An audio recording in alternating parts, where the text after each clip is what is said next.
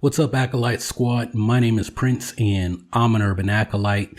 WandaVision episodes 1 and 2 dropped this afternoon for me in my part of the world, and I'm here to do my recap and discussion of the first 2 episodes of WandaVision. Before I get into that, I do want to acknowledge the rumor that Chris Evans is back as Captain America. Chris Evans is being very coy about it with the response that he posted on Twitter regarding the news. I will keep everyone up on this the best I can. But that's the topic for another video. So stay tuned to the channel for that news. But anyway, WandaVision episodes 1 and 2. I've got notes here. I'm going to be going through both of the episodes, what happened, and then getting into kind of my big questions and the themes that I've identified. Really, not really themes, but more questions that I have as this series unfolds, because I'm still trying to wrap my head around it. This is a wild show, man. This is wild. So the first episode deals with August the 23rd. I thought that was a cool date to pick because my birthday is on August the 25th, right? So in this episode, the intro reminded me of like Bewitched. And it's been a long time since I've seen Bewitched, but especially episode 2, that was like straight out of the intro to Bewitched. Maybe the first one wasn't, maybe it was more Leave It to Beaver, one of those old shows that I don't remember, but just because of the magic that Wanda's using, it like made me think of like Bewitched or I Dream of Jeannie, those sort of like old sitcoms, the black and white sitcoms that have women who use magic in them, right? Like Bewitched and I Dream of Jeannie. Also the fact that Vision kind of looks like Darren, the husband from Bewitched. But like I said, this episode deals with August the 23rd. What's special about this date? Is it our anniversary? What's going on? We get introduced to the neighbor named Agnes. She says she's the neighbor to the right? Not your right, my right. And I wondered if there was something more to that. This fully acknowledges that Wanda and Vision have their abilities. Vision, he has his android look, but before he leaves to go to work, he changes to that human looking face that we saw in Infinity War, right? The first movie. Infinity War, not Endgame. Vision ironically works at a place called Computational Services, and Vision is like, what do we do here? What's the purpose of this company? And so it's like this running theme throughout this. Everyone, including Wanda, it's like they don't understand what's going on. And that was my question that I had, like, what's going on? How did they get here? Like, we don't know anything about what's special about today. When Agnes comes over, the neighbor to the right, and she's asking Wanda these questions about, you're married. How come you don't have a ring? Are you sure you're married? And Wanda's kind of like, well, I don't know. I don't know anything about, I know that, I do have a husband and I am married, but I don't know how long and everything else. And then at the same time, like, it's funny that no one seems to know what's going on, because Vision talks about how he remembers everything, but he has no idea what's special about the day. And it's like, as he's talking about, I'm completely in control, and I'm the mastermind, and no, I'm not a computer, I assure you I'm human, but it's like he forgets. And so eventually we finally do figure out what's going on, and it sets up that whole sitcom thing of like, well, Vision thinks one thing and Wanda thinks another. Agnes kind of convinces her that it's their anniversary. We find out when Vision gets to work from his boss that his boss is Mr. Hart. There's a heart drawn over the day, Wednesday, August the 23rd, because he's supposed to host his boss and his boss's wife, Mr. and Ms. Hart, for dinner that evening, right? And Mr. Hart tells Vision, well, the last guy, that this is a big step. This is a big leap. And the last guy that hosted us for dinner, it didn't go so well. And we see him with his moving stuff. He's packing up, he's gotten his pink slip. he's on the way out, right? Now this is funny. Like, we get this commercial for the Toastmate 2000, right? And when they're making the toast in the commercial, there's a little light on the toaster that's blinking, and it's blinking red. And I'm like, wait a minute, this is all supposed to be black and white. Why is this red blinking light? Like it's an alert, an emergency, something. And then we get to the commercial to the end, and we find out that the Toastmate 2000 is made by Stark Industries, right? So that made me think about Wanda's origin, where she talks about like the bomb hitting her house and killing her family, and she and her brother are left, and the missile didn't detonate, right? Just like that blinking light on the toaster. Maybe that's like that missile that doesn't detonate. And she says she looked at it and it was made by Stark Industries.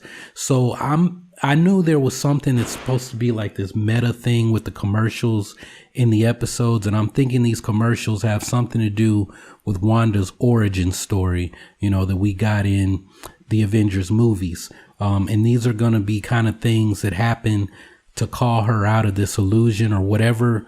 Maybe she's created a pocket universe, a pocket reality.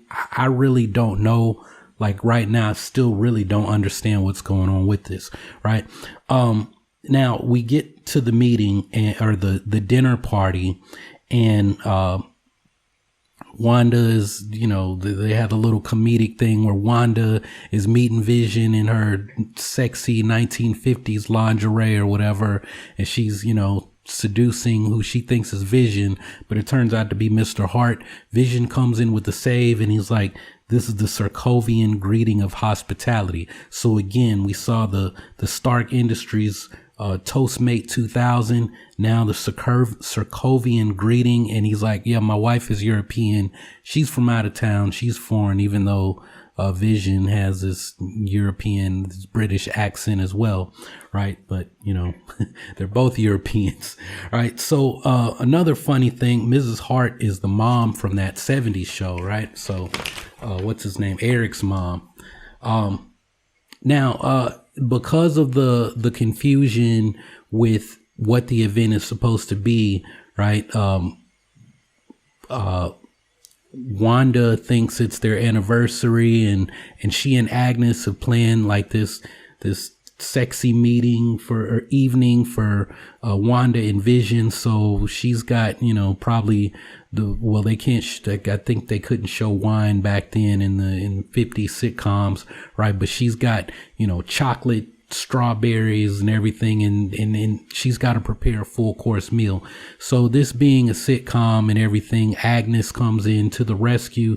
She's prepared a full course meal, or did she? Because it seemed like it was just empty pots, or she had the food, it was uncooked. I kind of missed that, and it made me wonder, does Agnes have magic too? There's something to Agnes, and I'll dive in more when we get to talking about the next episode in a few minutes, right? So hold that thought, right? But so Wanda, she's trying to prepare the meal, and it looks like she doesn't have control of her powers. She's got stuff, maybe it's because she's trying to multitask, right? But she's having trouble getting this dinner ready. And like I said, it looks like she's not really in control of her powers. So that's something to watch, something to check for, that, you know, like Wanda beat the brakes off of Thanos the last time we saw her in Endgame, but now it's like her powers are just kind of, I don't know. The next episode, she stepped in with the save, and maybe it's just if she overexerts herself, like when she's trying to cook this meal, that she loses control. So that could be a running theme, dealing with Wanda and gaining further mastery of her powers, right? So in this episode, like, they finally get the dinner ready. The food is all ready to go. They're eating, and then Mr. Hart chokes on his food. Mrs. Hart keeps saying, stop it, stop it, stop it, stop it. And I was wondering if that was something like trying to call Wanda out of this dream or whatever this is, this reality that she has created, right? But Vision steps in, he uses his powers to save Mr. Hart. And the weird thing is Mr. Hart acts like nothing happened, right? So the episode ends acknowledging some of the issues that the episode, the questions that were being asked by Wanda and Vision. We don't have a wedding anniversary. We don't have a special song. We don't have wedding rings, but now they do. Right. And then the episode ends and it's like we see this TV and there's all this equipment. And I'm like, well, who is watching this? It seems to be that there is a watcher and not the watchers like the Watchers, you know, from Marvel Comics. Or actually, we've seen the Watchers in the MCU with Stan Lee. Rest in peace to the creator. You know, they acknowledge, you know, in canon, he's a Watcher. That's how he has cameos in every movie, right? So I'm thinking maybe it's somebody from S.H.I.E.L.D. or S.W.O.R.D. who's watching this, or maybe, I don't know, some extraterrestrial person. But how are they seeing this? Like, how is Wanda broadcasting this? Because it's like it's being broadcast as a TV show that someone is watching and they're in communication with Wanda. And the reason I say that is because then that gets in episode 2, right? So episode 2, they start off in the beds. The beds are separate. There's some bumps in the night, strange noises outside of the house. Initially, they think that they're just tree branches, trees hitting the window outside. But in the process of having that little comedic exchange between Wanda and Vision, Wanda brings the beds together. So now we've jumped ahead in time, right? We're out of the 50s era sitcoms where, you know, the mother and the father had to sleep in separate twin beds because you couldn't have them in the bed, sharing a bed together on TV, right? So they go downstairs, and like I said in the beginning of this video, I said this episode starts out just like Bewitched with the animation and what's the name, Sam and Darren and all of that. Like, it's just straight up Bewitched, right? The Bewitched that I remember when I think when it started to be in color. And then when they go downstairs, finally, I was like, did their house change? That's something I'll have to go back, because I didn't go back and watch a separate time before I started recording this. I do have clips, so, you know, as I'm editing it, I might see something later.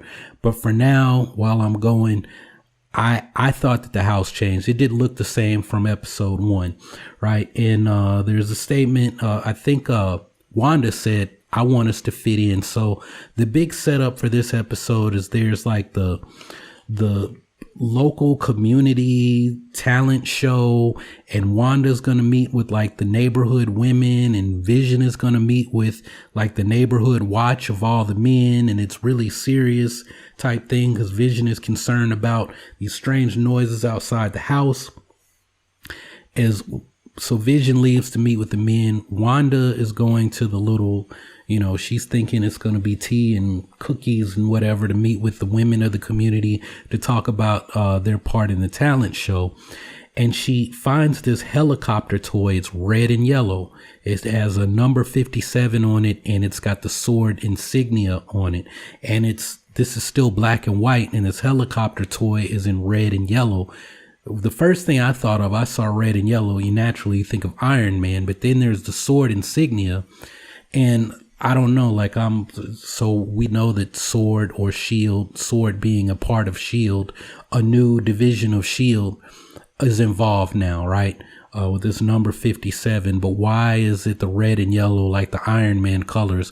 What is the significance of that, right? That we saw, you know, Stark Industries, now red and yellow, right? But Agnes shows up to snap Wanda out of whatever her thought process is, whatever she's thinking about, right?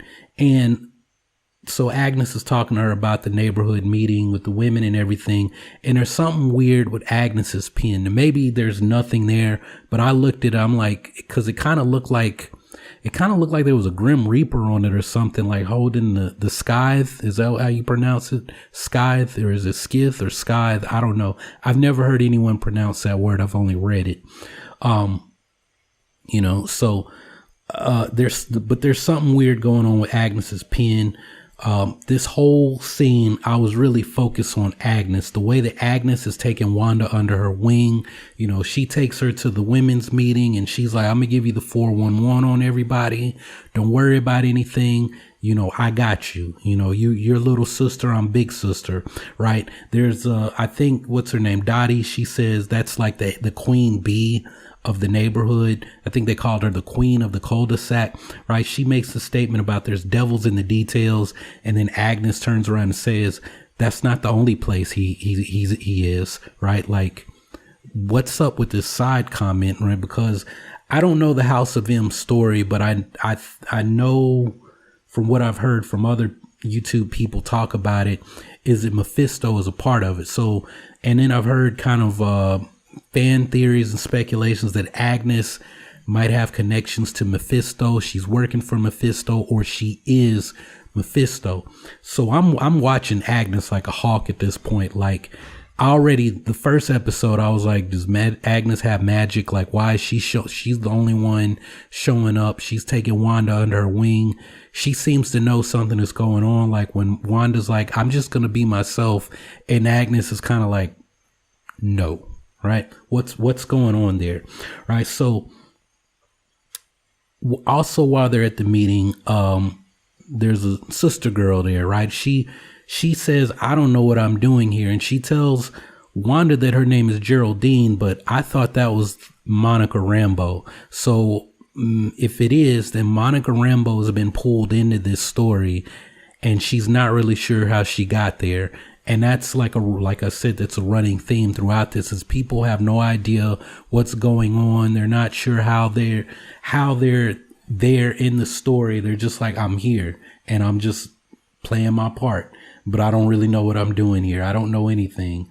I'm just here, right? Like, Agnes is the only person that has a real backstory and seems to know what's going on, right? So maybe Wanda hasn't really created this. Agnes could have created it if she is Mephisto, or she's working for Mephistopheles, right? The devil, right? So there's also the possibility that Wanda has unknowingly made a deal literally with the devil to bring back Vision, right? Her husband, her lover, right? So we go to Vision. He's at the members only meeting, the guys, the neighborhood watch, and these guys are just there gossiping. They're not really taking care of any business. The women's meeting is more serious than the men. So, you know, I don't know how some people will feel about this, that the men are all jackasses. I think it has more something to do with, as far as this created reality, right? That the serious story is really focused on Wanda, right? Because Vision's there. He's trying to, I promise you I'm human and I'm real. And it's like, but everything that Vision is around is like even more artificial. And then they give him like this chewing gum. He eats the chewing gum and starts acting weird, like he's drunk. And he's like, well, that really gummed up my gears. Right. And that is the big theme for the remainder of the story, the big talent show, right? But they go back to Wanda talking with Dottie. Dottie's enlisted her help in cleaning up after the little planning party, the planning event, right? And Dottie's suspicious of Wanda. Wanda says, I don't know what you've heard, but I can assure you we don't mean anyone any harm. And at that moment, there's like this weird thing with the radio going on. Like, first there's music, but then there's this garbled message and it says, Wanda, who's doing this to you, Wanda, right? But you can't really make it out. Then the radio blows up. And I thought maybe Wanda did that, but now I'm wondering if it was Agnes who did, like Agnes or somebody who's actually controlling this illusion is in control, because it's, who's doing this to you, Wanda? Like, I don't think she's created this. I think somebody is doing it to her, and they're doing something to cause her to create all of this, or she's not as much of an active player as I initially thought, because I initially thought, okay, she can't deal with Vision. She's grieving. Somehow something's happened to her and she has created this reality. And still, that's still a possibility. Something's happened to her, but I think the something happening to her is somebody doing something to her, if that makes sense, right? So The radio blows up. Dottie cuts her hand and there's red blood. And then it cuts to a commercial. And this commercial is a Hydra watch commercial.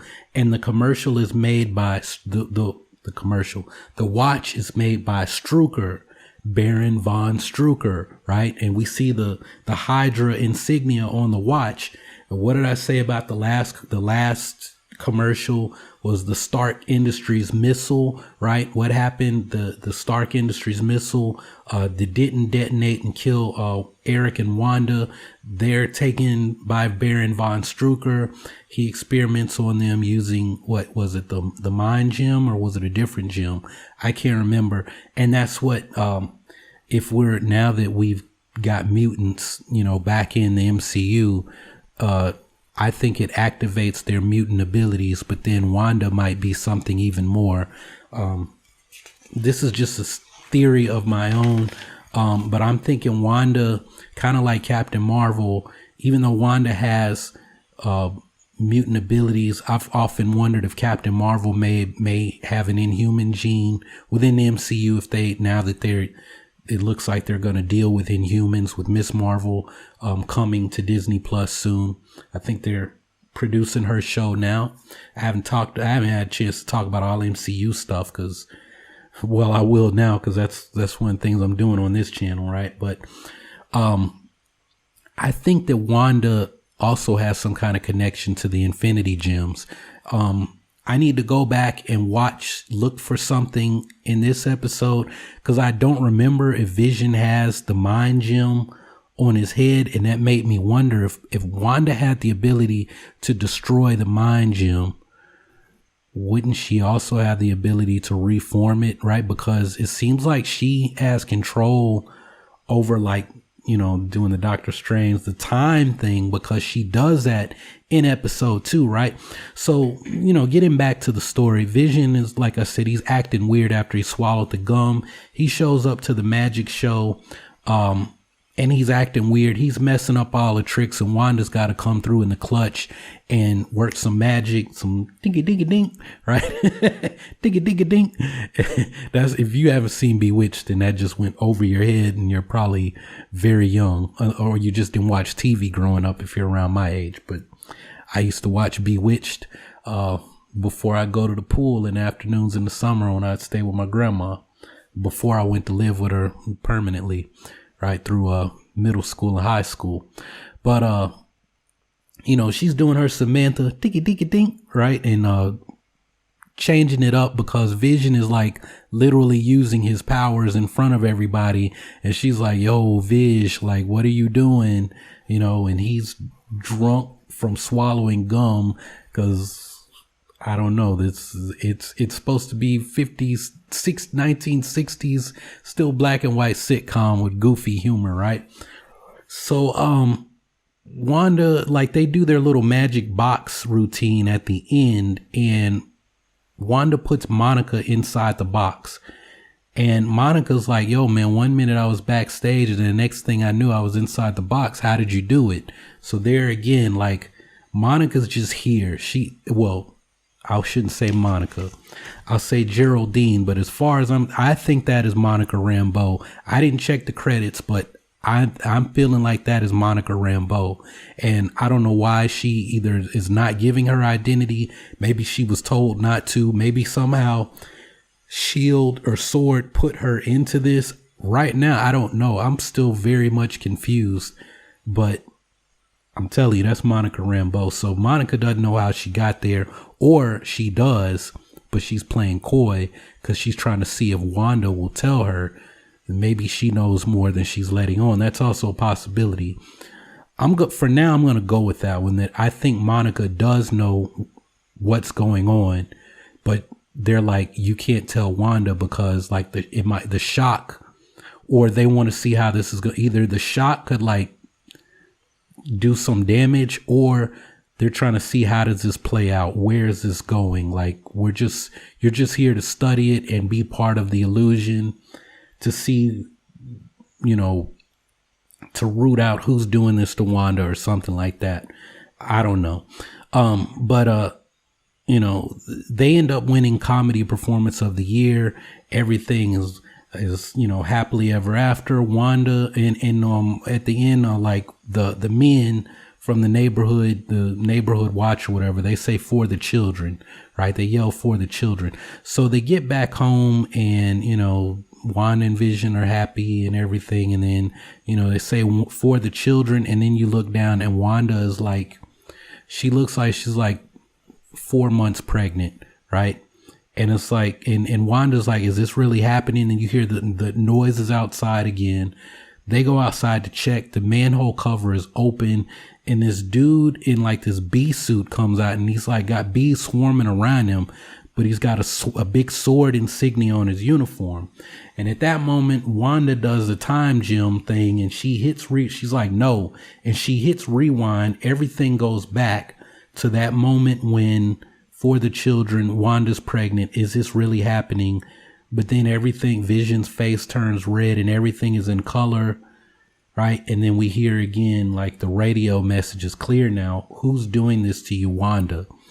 So it's like there's I don't even know what to say. Like, I'm so confused by the episode. I said I had themes and questions, but because I went through my notes and I meant to hold the questions and not read them, but those questions came out. So for a quick reminder, what's going on with Agnes? What's the deal with, the devil is in the details. And then she's like, oh, that's not the only place he is. So is she Mephisto or is she connected to Mephisto? Right now, I'm thinking she is Mephisto, right? It'd be cool. We've always seen Mephisto, weird dude in red, kind of sweet, fruity looking. Let's be real. Mephisto looked fruity as hell in the comics, right? Even gay guys would say, yeah, Mephisto looks pretty damn fruity. Like, he doesn't scare me at all. He looks pretty fruity. But to have her as your friend, she's your friend. You can trust her, right? Like the from the Goody Mob song, it'll say the devil comes meek in his approach, right? You're a friend. You don't know what's going on. You can trust me. I'm gonna help you out in a bind, in a pinch, anytime you need. You can count on me, right? Thank you for being a friend, right? The Golden Girls. Maybe they'll go Golden Girls with this. Probably not, because they're not going to get that old, I don't think. But, she could turn up and be Alice from the Brady Bunch, because it looks like episode 3 is going full on Brady Bunch, because I think they're going to jump to the 70s now. Then with Monica Rambeau, what's the deal with Monica? Is she playing part of the game? Like, she's a character in this and she's aware, or is she actually not aware? Which means, how did she get pulled into this? We know that she's working for Sword, and it's like Sword pops up, first the helicopter, the guy in the bee suit, but for whatever reason, Wanda doesn't suspect Monica, and I feel like they're going to develop a relationship. First they talked, then she was part of their act. I feel like Monica's there as a spy, right? And how much does she know? So that's the question I have. First question, is Agnes Mephisto? Is she connected to Mephisto? What is she doing? Is she the one pulling the strings here? Second question, Monica, is she a spy and a willing participant in this, And then the other thing I wonder is, what about her powers? Is she not going to get her powers until Captain Marvel 2? Or is she going to start to become Black Captain Marvel Spectrum in this? Like, is Wanda going to be responsible for Monica getting her powers? And then the third one has to do with the commercials. Are these commercials, are they kind of setting up the origin story for Wanda? Are they going to be what kind of snaps her out? Like, I'm wondering what the next commercial is going to be now that we've kind of jumped to the Brady Bunch era for next week's episode, assuming there's an episode coming next week. I know a few press people have seen screeners of the first 3 episodes, so they've seen episode 3. Maybe they're under an NDA or they can't talk. I know I'm Facebook friends with a few people that have seen the 3rd episode. I really don't want to ask them, but I kind of would like to know, like, are they gonna yay or nay? Are they doing Brady Bunch like next episode? But just seeing the fact that, you know, you jump from the 50s to kind of the early 60s to now the 70s kind of sounds like yes. We'll just have to wait and see. But anyway, those are my thoughts. The next reviews and recaps, I do not think they're going to be this long. I had to do 2 episodes. So, you know, if I say, yeah, I'm going to keep them under 20 minutes, that shouldn't be too difficult to do. But like I said, we had 2 episodes and I had a lot of notes and I got a lot of questions. But I'm liking this, even though there wasn't like a lot of action and stuff like, you know, we kind of equate with the MCU. This was a different kind of thing. And with this, it's like you got a jumbled up puzzle and we're trying to put all the pieces together, and that's cool. So yeah, I'm really liking it. What did you think about these first 2 episodes? The start of WandaVision. Not only that, but the start of the MCU on Disney Plus. We've been waiting for this for, it feels like 6 months now. Like I think, you know, with the August the 23rd date, I'm thinking WandaVision should have come out in August, like to coincide with the date of the episode 1 with their anniversary. And, that's not what happened. You know, it's 2021 and, you know, we're just now getting the shows. But I'm digging this, man. It's really making me look forward to not only the next episode of this, but Loki, the Falcon and the Winter Soldier, and Miss Marvel, whatever else they have planned. Like, bring them on. This was cool. Just sit in my office and feel like I'm getting that MCU treatment like of a big Marvel movie, but this is shorter and, you know, get in, get out, and get on with my day. So, yeah, those are my thoughts. I'd like to hear yours. So let me know your thoughts in the comments below, and I'll be checking back to see what you all have to say. But, yeah, that's all I got for this one. So thanks for watching. Y'all keep on breathing, and I'll holler at you on the next video.